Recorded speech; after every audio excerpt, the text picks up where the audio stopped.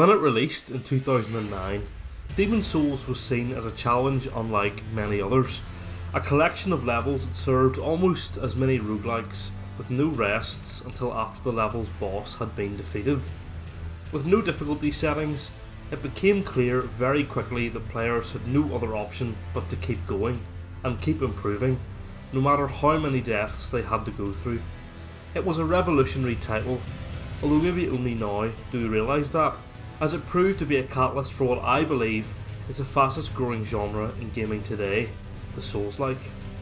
While the kings of the genre remain From Software, titles such as Lies of P have proved that great Soulslike experiences can be discovered in other studios.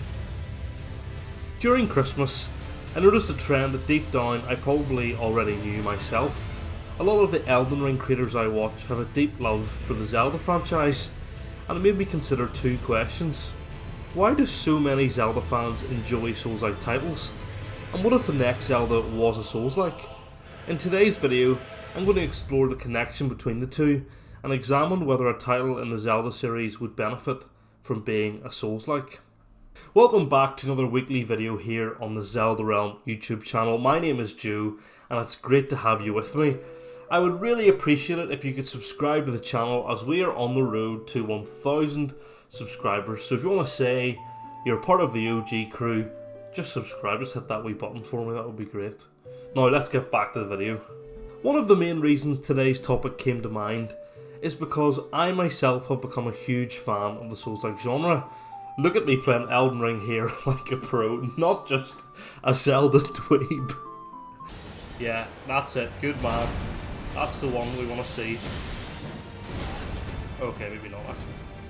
Oh, Margaret.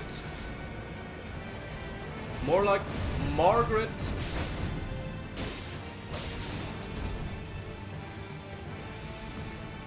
Come on, Margaret. One of my favourite things about this game, the boss fights, the fact that, you know, if you do something wrong, it's your own fault. The fact that it teaches you patience. And the immense sense of achievement whenever you do, like, complete whenever you complete a boss or whatever. That's a feeling unlike anything else in video games. That'll do. Good man. See you later. See you later, loser. Loser. Great enemy fell. That's main boss number 1. It was a friend of mine a few years ago who asked me if I had ever heard of Dark Souls, which I hadn't, and when he heard I hadn't played any, he recommended Sekiro to me. It had released only a couple of months before, and he said, and I quote, "You won't be held back by trying to dodge roll everything, so you might be able to click with this game really well." So, not knowing what was likely to happen, I picked it up on a whim, and within 2 hours I found myself completely hooked to the least soulsy of the From Software titles.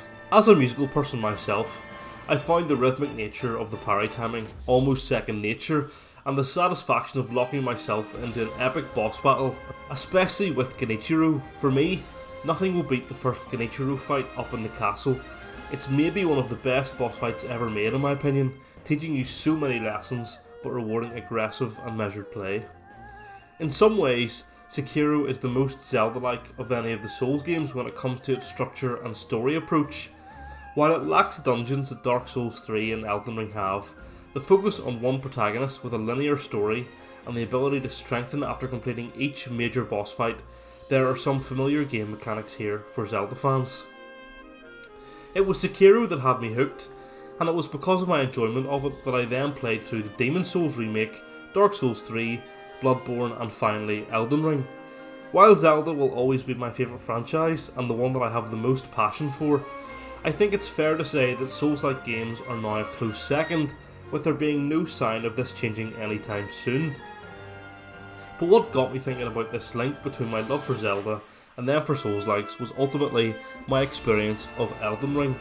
Post-edit note here, notice that every time I say link, I find it very, very difficult not to emphasise the word. It's cursed for me now. That's who I think about every time I say the word link. Joe, back to you in the video. For those who don't know, Elden Ring is From Software's most recent title, and it released in February 2022 to mass acclaim, winning the Game of the Year award and selling 28.6 million copies as of September 2024. Its DLC, Shadow of the Erdtree, released to a similar level of acclaim and adoration, and Elden Ring as a name has become one of the biggest in gaming. On a side note, it's no surprise that the announcement of Night Rain has generated so much hype. Soulslikes have never been more in the mainstream than they are now, and I, for one, am absolutely buzzing about it. One of the biggest comparisons that was made about Elden Ring's open world at release was with Breath of the Wild. Both games managed to capture a sense of immersion and exploration that few games have managed to achieve. It was not unheard of for players to completely lose track of time just exploring, and both games managed to distract players from their goal with so many small points of interest. For me, these are the only games I've played where I've lost myself completely to the game. Miyazaki himself, the Elden Ring game director and lord of Soulslikes, said that Elden Ring's design was inspired by Breath of the Wild and The Witcher 3, and it shows. But for me, the structure of Elden Ring's dungeons is what causes me to think about Zelda the most. Of all the Souls-like games, Elden Ring has, in my view, the most clear-cut dungeons. Stormveil Castle, Raya Lucaria, and Leyndell are all excellently designed areas that feel the most reminiscent of the Zelda series, with intricate level designs that builds tension before reaching its climax with a boss fight, before moving on to a new area and a new boss to fight.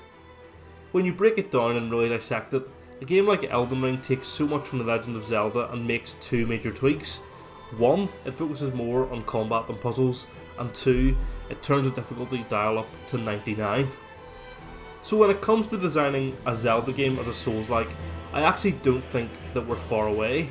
There's something about the idea of a more mature Zelda title set in a dark version of Hyrule with the structure of a Souls-like that I think would sell really well.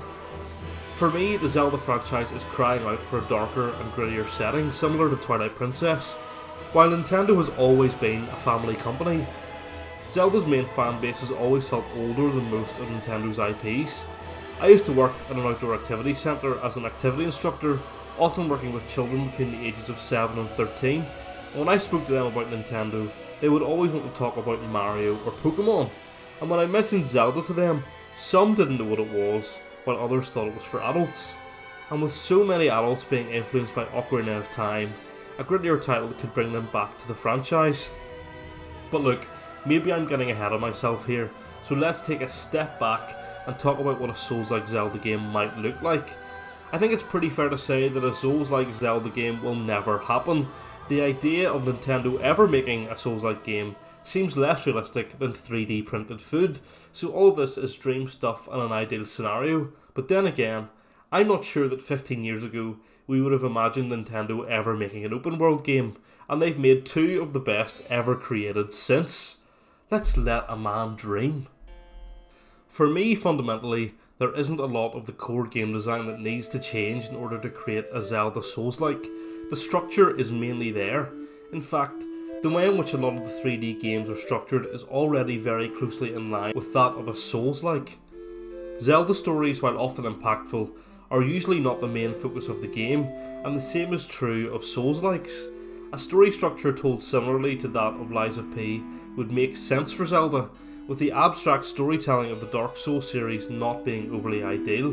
This would also allow for a darker Zelda story to be told in a setting that makes sense from a gameplay point of view. Dungeons would absolutely remain, maybe tweaked slightly to focus more on combat and more intricate level design than on puzzles, though that's not to say puzzles should be left out entirely.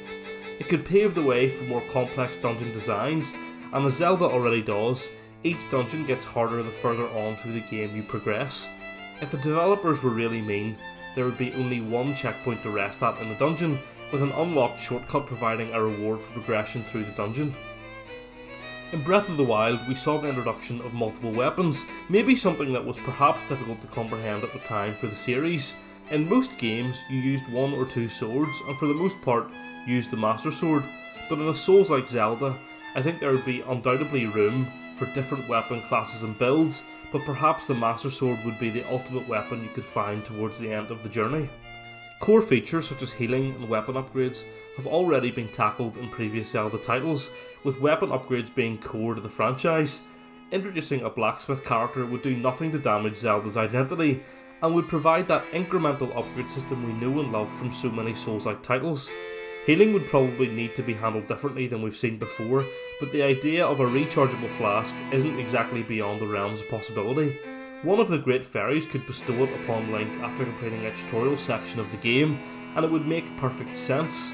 Resting could be done at campfires, similar to Breath of the Wild, while dungeon checkpoints could be more relevant to the area. There are so many ways to do these things that would still make so much sense within the lore of Zelda.